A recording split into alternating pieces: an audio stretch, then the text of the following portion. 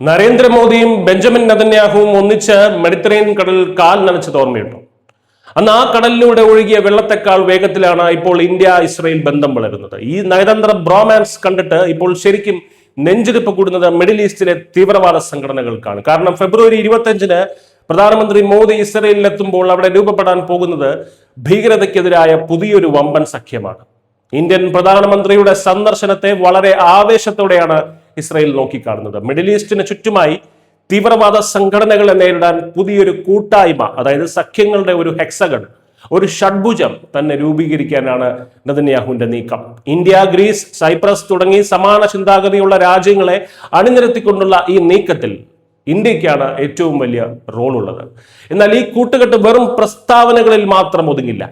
ഇന്ത്യയുടെ സ്വന്തം മിസൈൽ പ്രതിരോധ പദ്ധതിയായ മിഷൻ സുദർശന് കുന്തമുനയാകാൻ ഇസ്രയേൽ ഒപ്പം ഉണ്ടാകും. ശത്രുക്കളുടെ ദീർഘദൂര മിസൈലുകളെ ആകാശത്ത് വെച്ച് തന്നെ ചാമ്പലാക്കുന്ന അത്യാധുനിക ലേസർ പ്രതിരോധ സംവിധാനങ്ങളും മറ്റ് ആയുധങ്ങളും ഇന്ത്യക്ക് കൈമാറാൻ ഇസ്രയേൽ പച്ചക്കൊടി കാട്ടിയിരിക്കുകയാണ്. ഇതിനായുള്ള സുപ്രധാന സുരക്ഷാ ധാരണാപത്രത്തിൽ ഇരു രാജ്യങ്ങളും ഒപ്പുവെക്കും.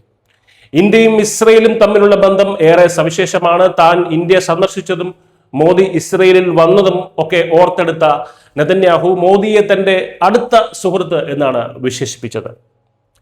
സുരക്ഷാ കാര്യങ്ങളിൽ ഇരു രാജ്യങ്ങൾക്കും കാലങ്ങളായി ഒരേ മനസ്സാണെന്ന് നമുക്കറിയാം. തങ്ങൾക്ക് ചുറ്റുമുള്ള തീവ്രവാദ ഭീഷണികളെ ഇസ്രയേൽ നിരന്തരം നേരിടുമ്പോൾ പടിഞ്ഞാറ് നിന്നും കിഴക്ക് നിന്നുമുള്ള അതിർത്തി കടന്നുള്ള ഭീകരവാദത്തിനെയാണ് ഇന്ത്യ വിട്ടുവീഴ്ചയില്ലാതെ പോരാടിക്കൊണ്ടിരിക്കുന്നത്.